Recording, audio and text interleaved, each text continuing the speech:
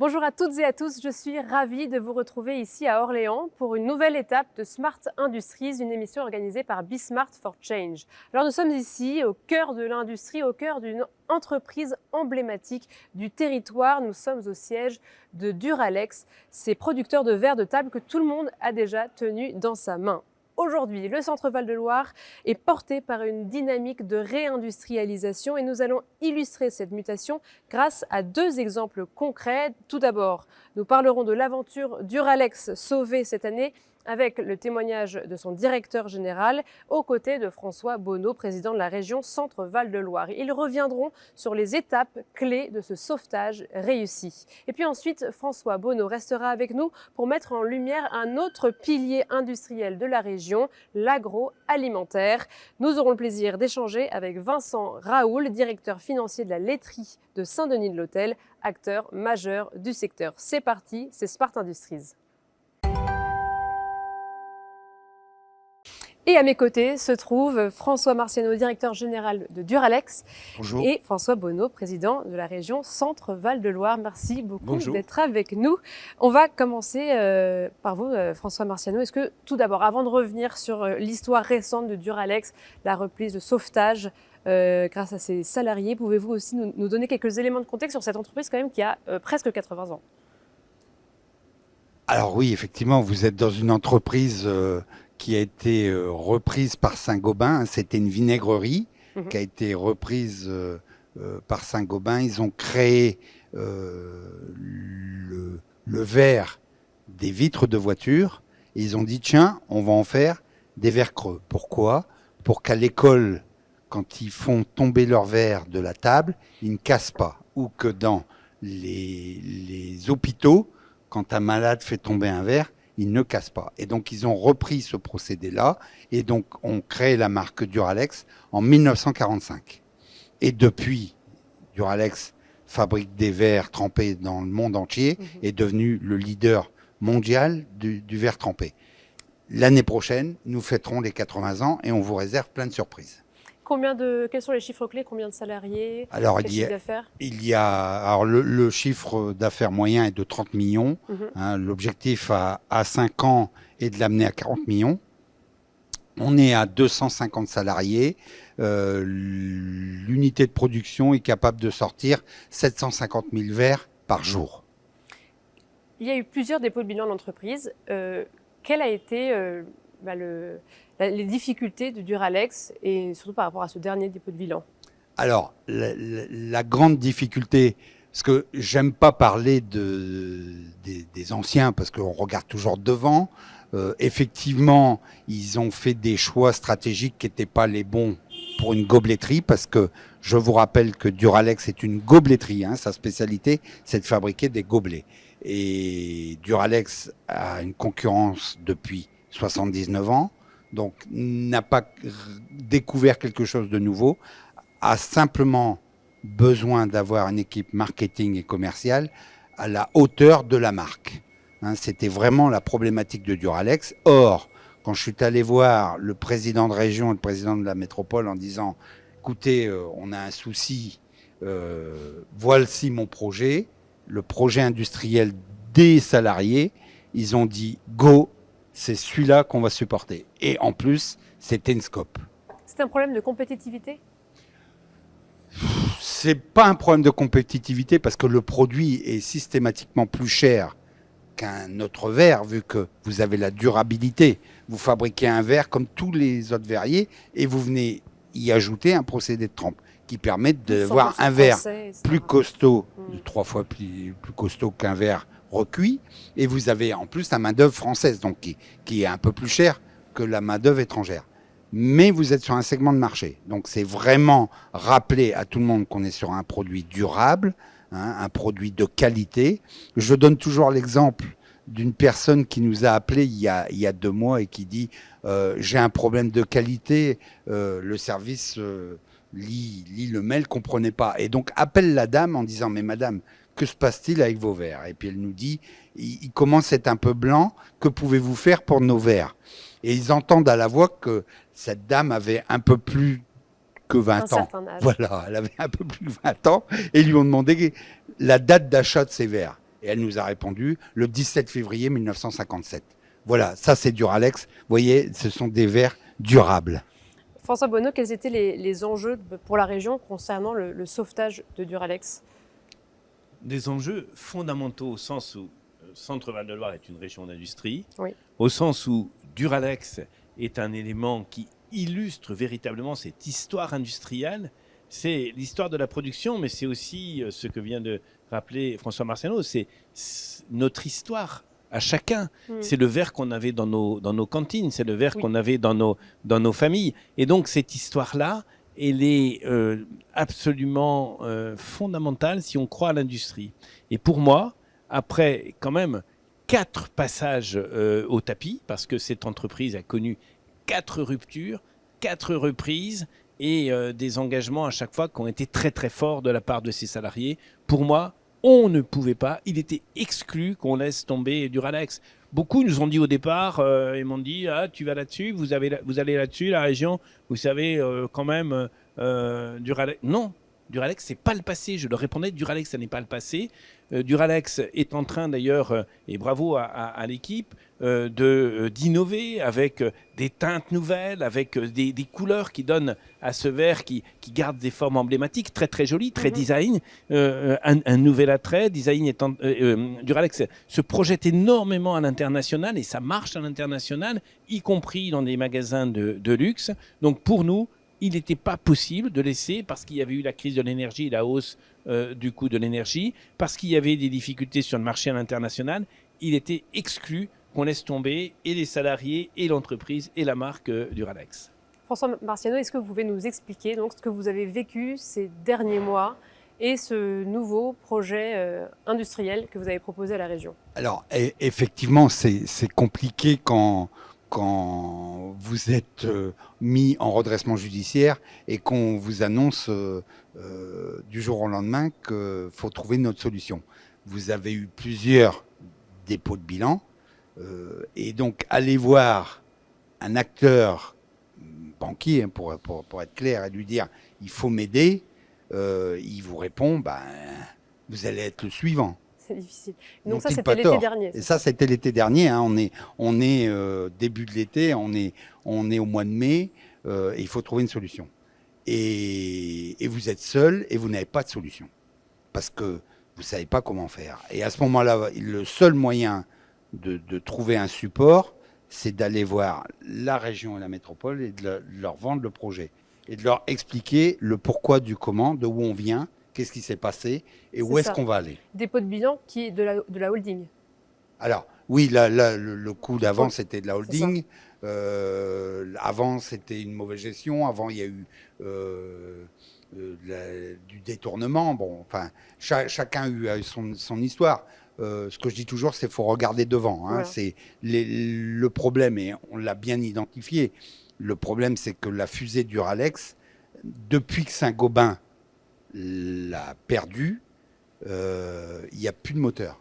Il n'y avait plus de commerce, il n'y avait plus de marketing.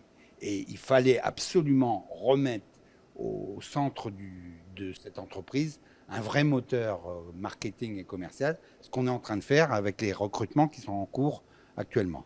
Et la reprise, ça s'est structuré aussi autour d'une scope? Alors, oui.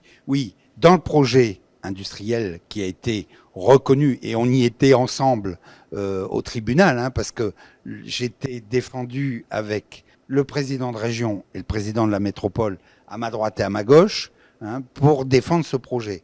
Et effectivement, ils ont vu qu'il y avait un projet industriel qui en plus était repris par ses salariés et donc ne pouvait qu'aboutir. Et ils ont débouté les 2 autres projets. Est-ce que vous pouvez nous expliquer, François Bonneau, quels étaient les dispositifs que vous avez pu solliciter avec la région, ou grâce à la région? Notre volonté, c'était le projet industriel, un nouveau projet industriel ambitieux pour Duralex. Et parmi les propositions qui se faisaient jour, il y a des gens qui avaient envie d'acheter la marque Duralex, c'est une belle marque Duralex, de produire quelque part dans le monde avec la marque Duralex. Pour nous, c'était exclu parce qu'on a un profond respect de cette entreprise et de ses salariés.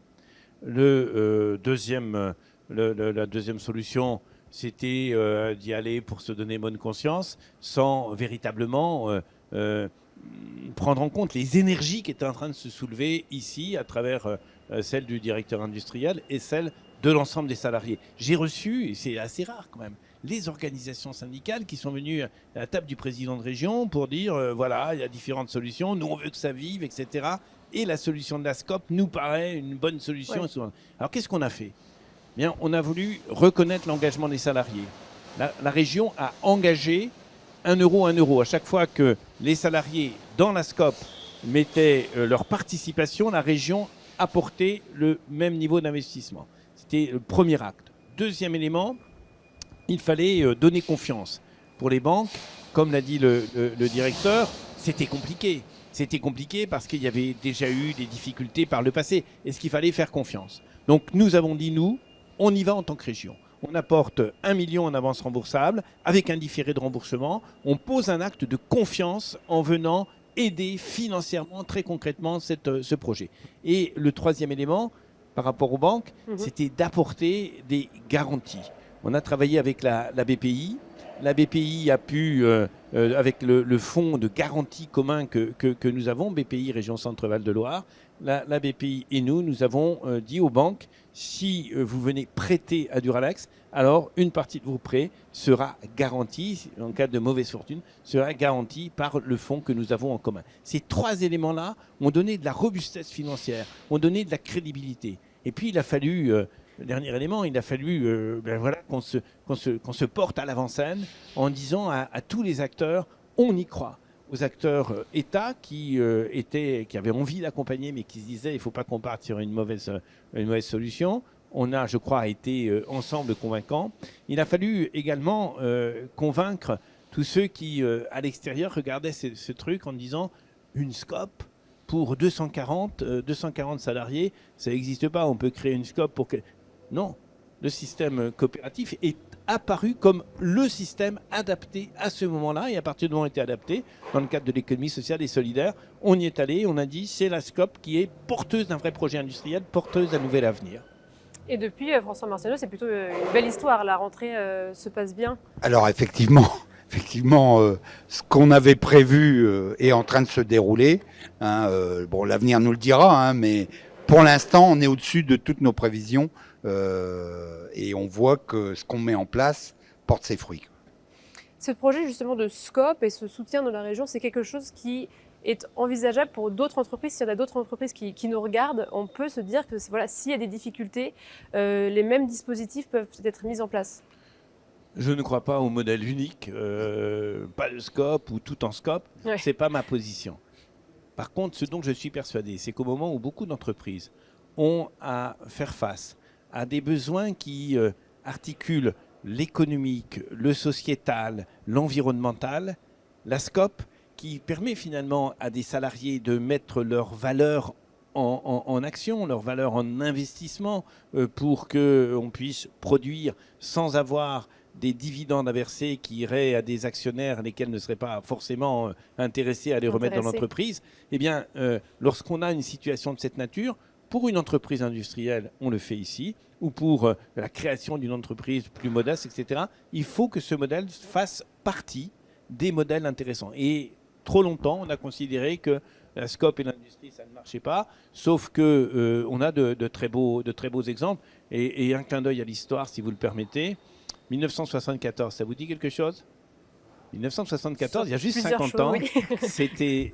1974, c'était LIP. C'était LIP, la reprise des montres LIP par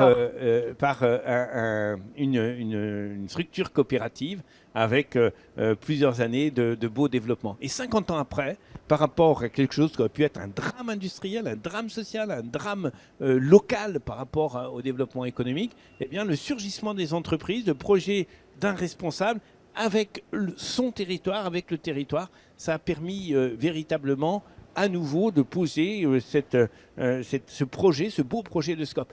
Et ça a un intérêt parce que quand on dit SCOP, les salariés sont autour de la table, bien sûr, ils sont engagés, mais ça résonne, je vous assure, par rapport aux acheteurs, par rapport aux habitants. Ça déclenche une espèce de mouvement affectif, de sympathie et de soutien, et c'est ce qui se traduit, je crois, par l'augmentation du marché. Parce qu'on sait que l'entreprise est forcément ancrée dans le Bien sûr, territoire, c'est ça. j'imagine. Et le fait justement que ce soit une entreprise emblématique, ça a été facilitateur, ça a permis de montrer que c'était important de faire ça et de aussi en faire un exemple. Alors, ça dépend dans quel sens vous prenez. D'un point de vue financier, ça n'a pas été facile. Au contraire, c'était plutôt l'inverse. Hein, vu que, je vous rappelle, il y a eu des échecs. Donc, effectivement, c'est compliqué. Ouais. Par contre, effectivement, la marque, hein, la sympathie qu'ont le monde entier pour cette marque, parce que vous l'avez en France, mais vous l'avez dans le monde. Et effectivement, on a vu quelque chose auquel on ne s'attendait pas. C'est un tsunami de soutien de la part du monde entier. Eh bien, merci beaucoup à tous les deux. François Marciano, vous êtes directeur général de Duralex. François Bonneau, président de la région Centre-Val de Loire. Et tout de suite, nous allons faire un focus sur le secteur agroalimentaire, Merci. une des forces de la région. Merci. Et je suis ravie de retrouver à nouveau François Bonneau, président de la région Centre-Val de Loire. Bonjour. Merci beaucoup d'être avec nous, accompagné de Vincent Raoul, directeur financier de la laiterie de Saint-Denis de l'Hôtel. Bonjour. Merci d'être avec nous pour ce focus sur l'agroalimentaire. Est-ce que vous pouvez tout d'abord nous donner, François Bonneau, nous dire quelles sont les forces industrielles présentes sur le territoire? Oui, l'industrie agroalimentaire qui était historiquement moins développée en Centre-Val de Loire qu'elle ne l'était dans d'autres régions, parce qu'on avait des ressources naturelles qui s'exportaient assez facilement. Je pense aux céréales, notamment à nos céréales de Beauce ou de Champagne-Berrichonne. Cette industrie agroalimentaire a, depuis décennies, pris véritablement un nouvel essor. Un nouvel essor, aujourd'hui, c'est un nombre important d'entreprises, 340 établissements de notre région qui travaillent dans le secteur de l'industrie agroalimentaire. Aujourd'hui, ce sont près de 15 000 salariés qui travaillent dans ce secteur. Et donc, progressivement, l'industrie agroalimentaire est en train de reprendre une part. Mais elle y parvient, cette industrie agroalimentaire, grâce à ces entreprises, bien évidemment. Et elle y parvient parce qu'elle joue un coup d'avance, si vous le permettez. Elle fait le pari de l'innovation produit, de l'innovation process, de l'innovation sociale et sociétale. Vous aurez l'occasion d'en parler. Et on a, par exemple, je parlais de l'innovation, on a par exemple aujourd'hui des entreprises qui, dans notre région, se développent autour de la production de protéines végétales. Ouais, on va revenir sur Hier, on allait l'innovation chercher ces ensuite. protéines à l'autre bout du monde. Ouais. Aujourd'hui, elles sont essentielles pour l'alimentation animale, pour l'alimentation humaine. Eh bien, on a des entreprises qui mettent en place, et c'est assez remarquable à l'échelle internationale, qui mettent en place des systèmes qui permettent cette évolution. Et puis, elles se développent aussi parce que le consommateur aujourd'hui est souvent attentif à un produit de grande qualité, à un produit qui a une identité, à un produit qui a une âme. Il n'a pas envie de consommer la même chose que ce qu'il consommerait partout dans le monde. Eh bien, les entreprises, les productions agroalimentaires s'appuient beaucoup sur des productions locales, très important, et avec une valeur ajoutée, avec une pâte, avec une couleur, avec un parfum, une odeur, qui sont véritablement la marque d'une entreprise. Et ça, c'est très important d'aller chercher ce marché-là, cette clientèle-là, qui ne veut pas finalement vivre dans un monde complètement aseptisé, mais qui a envie de produits qui soient aux couleurs d'un territoire. Parce que au sein de la région, le secteur agroalimentaire, ça représente quoi par rapport aux autres forces industrielles qu'il y a? Ça n'est pas dans les tout premiers secteurs, hein, puisque les tout premiers secteurs, on le sait, c'est le médicament, c'est la cosmétique, c'est l'aéronautique, c'est le secteur de la mécanique, c'est le secteur de l'énergie. On a ici 4 centrales nucléaires implantées sur la Loire, mais l'agroalimentaire devient vraiment un des tout premiers secteurs. Et il est intéressant, ce secteur, parce qu'il donne du territoire une image qui est une image positive. Je vous assure que lorsqu'on a de belles productions par l'industrie agroalimentaire, on a immédiatement une attractivité, notamment en matière de tourisme, qui se trouve renforcée. Vincent Raoul, merci d'être avec nous. Donc, LSDH, laiterie de Saint-Denis de l'Hôtel. C'est une entreprise basée dans le Loiret depuis sa création en 1909. Vous pouvez justement nous expliquer comment est-ce qu'elle travaille avec le territoire pour assurer cette croissance? Oui, bien sûr. LSDH est une entreprise familiale qui s'est développée depuis plusieurs dizaines d'années autour des produits alimentaires du quotidien des Français, Oui. tels que le lait, le jus et plus récemment les salades. Et pour pouvoir réaliser cette activité avec ces produits dans lesquels on a à peu près les 2/3 de leur valeur qui sont de l'emballage ou des matières premières et qui nécessitent une excellence opérationnelle forte au quotidien. Pour pouvoir réussir à se développer, l'entreprise a choisi un principe simple qui est la différenciation par la diversification et la valorisation. Et pour pouvoir réaliser ça, il n'y a qu'un principe selon nous qui nous permet de réussir, c'est le collectif et le collaboratif. Pour pouvoir mettre en œuvre ce collectif et ce collaboratif, le lien avec les acteurs du territoire doit se développer et être fort. Et je vais vous donner 3 exemples majeurs de ces liens au niveau du territoire. Le premier, c'est l'amont agricole. On a aujourd'hui 1500 producteurs qui nous font confiance depuis des années. Ces 600 exploitations, c'est à peu près 400 millions de litres de lait qui nous permettent aujourd'hui de réaliser nos activités de lait de consommation, qui est le produit de l'élevage le moins valorisé par rapport à d'autres produits que sont la crème et le beurre. Et pour pouvoir réaliser ça, on a mis en place avec nos clients distributeurs des contrats tripartites qui permettent aux éleveurs d'avoir un juste prix, une juste rémunération de leur travail et surtout une visibilité dans la durée, pas soumis aux cours mondiaux tels que peuvent l'être d'autres acteurs de l'industrie agroalimentaire. Et puis on a également participé à des démarches, la plus connue étant C'est qui le patron, avec sa brique bleue, qui permet de justement rémunérer les producteurs de leurs activités. Un autre acteur emblématique de la région, c'est la société PDG Plastique à Malesherbes, avec lequel nous travaillons depuis plusieurs dizaines d'années et qui est notre fournisseur de préformes pour nos bouteilles plastiques et avec lequel on a développé une innovation sur le lait de consommation aussi. C'est la bouteille en PET opaque, qui n'existait pas dans les rayons et qui amène aux consommateurs non seulement une qualité pour le produit, pour sa conservation, mais surtout une praticité au quotidien avec une bouteille qu'il peut coucher dans son frigo et qui peut le réutiliser, ce qui n'est pas le cas de toutes les bouteilles de lait. Et puis enfin, les liens forts, c'est les relations avec les collectivités territoriales et puis également les représentants de l'État en région, sans lesquels on ne pourrait pas exercer nos activités. Et puis qui assure également une part du financement de l'innovation, c'est ce qu'on a pu faire avec la région, et puis le développement de ces filières qui vont avec le développement des filières matières premières importantes dans le cadre de nos métiers. Donc vous nous avez donné quelques éléments de réponse avec ces exemples, mais quels sont les défis que la filière agroalimentaire doit faire face pour assurer sa compétitivité ? Alors les enjeux de compétitivité effectivement sont importants dans notre filière. Le premier enjeu, je l'ai déjà dit tout à l'heure, c'est la filière amont. Si on n'a pas des filières amont fortes en France et a fortiori dans nos régions, ce sont des produits et des matières premières qui ne pourront pas être transformés dans nos sites industriels. Et on croit fermement chez LSDH que les industries agroalimentaires françaises doivent nourrir la population française. Et ça c'est fort et j'y reviendrai juste après. L'autre enjeu, c'est les hommes et les femmes de l'entreprise. Les hommes et les femmes de l'entreprise, il faut qu'ils soient formés régulièrement tout au long de la vie. Nous avons des outils industriels qui évoluent, qui ont beaucoup de technologies embarquées et on doit accompagner nos équipes sur la formation et ça c'est un deuxième enjeu clé. Après dans les contraintes, on en a une qui est forte mais qui est absolument nécessaire, c'est la transition écologique. La transition, on parle bien d'une transition et non pas d'une contrainte forte. Et il faut que nos politiques, dans leurs décisions, favorisent finalement l'accompagnement des entreprises pour assumer cette transition. Et c'est à 2 conditions. La première, c'est que des décisions de court terme n'impactent pas négativement les entreprises du long terme. On parle aujourd'hui de la suppression des aides à l'apprentissage dans le cadre de la loi de finances.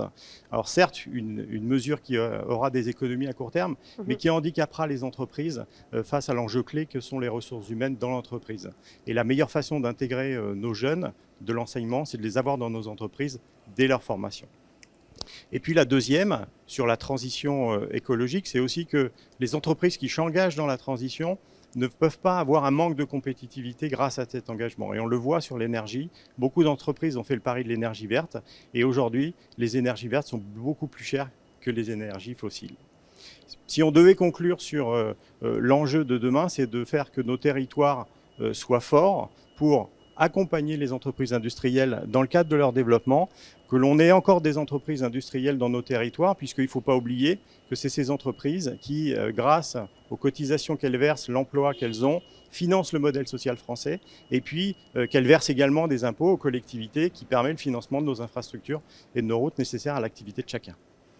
François Bonneau, c'est vrai que Tout a été dit. Comment est-ce que la région peut justement accompagner cette transition du secteur? À l'évidence, en favorisant le réseau de ces entreprises. On a dans cette région Saint-Michel, c'est à Contres, c'est dans le 41. On a Novandie, c'est dans l'Eure-et-Loir. On a Monin dans le Berry. On a dans le Loiret et dans l'Indre la laiterie de Saint-Denis-de-l'Hôtel qui a une double implantation. Mettre en réseau, ça veut dire quoi? Ça veut dire que lorsqu'on a un sujet, une difficulté, on en a eu une récemment avec Poulain. Poulain, c'est à Blois, c'est dans le Loir-et-Cher. Le risque était très fort de voir disparaître une marque emblématique au moment où on veut absolument soutenir le développement et le rayonnement de notre région par l'agroalimentaire.